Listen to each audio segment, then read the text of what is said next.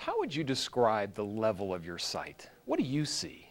The word I'd use to describe my vision is flat. Not a lot of detail, not a lot of depth perception.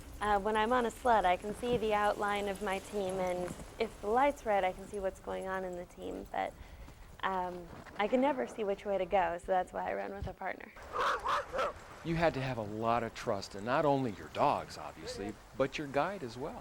I had a really awesome partner that first year. It was Paul Ellering from the WWF, chairman of the Legion of Doom. Why wouldn't you pick a pro wrestler as your guide along a treacherous 1,100-mile trek? We spent some time together on the trail, and he is a really good guy, and he offered. So we have a pro wrestler guiding a legally blind musher.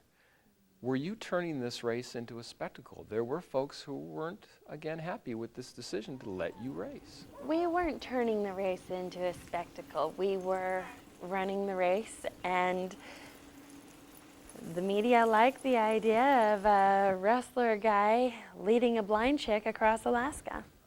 And I won't apologize for knowing how to smile at a camera.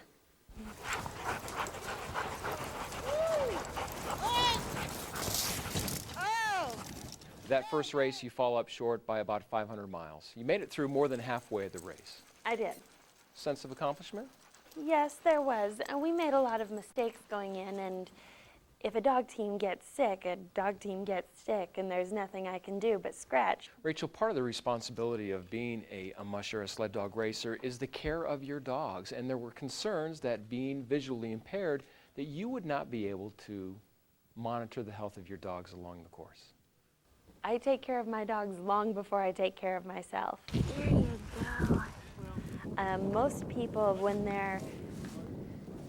they're driving the team, they can look over the team and see if anybody's running kind of funny or looking kind of tired, and I can do that to an extent too.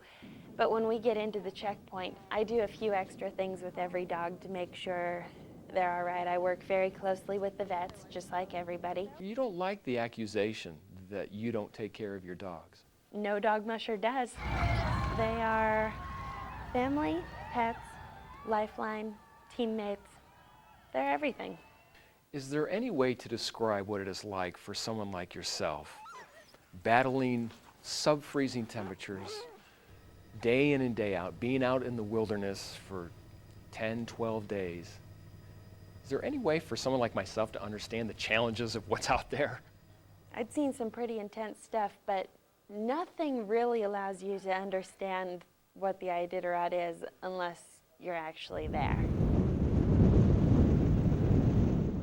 Rachel, one of the obstacles that mushers face in the Iditarod is a blizzard. Not only blizzard, but blizzards at night. In some strange way, would that level the playing field for you? When we went through these blizzards at night, I actually thought it was really cool because the markers have reflective tape on top, and with my headlamp I can see the reflection. So sometimes I think I'm better off running at night than a lot of those guys. They can see the markers too, but I'm used to not being able to see much past that. When you travel the country, what is the message that you get out to people who have challenges such as yours? They can be overcome. Congratulations, Rachel! I don't believe in disabilities. I don't believe they exist. It's a state of mind. That's right.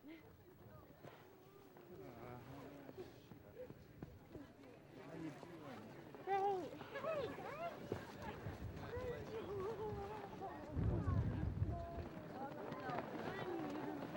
Rachel. How you doing?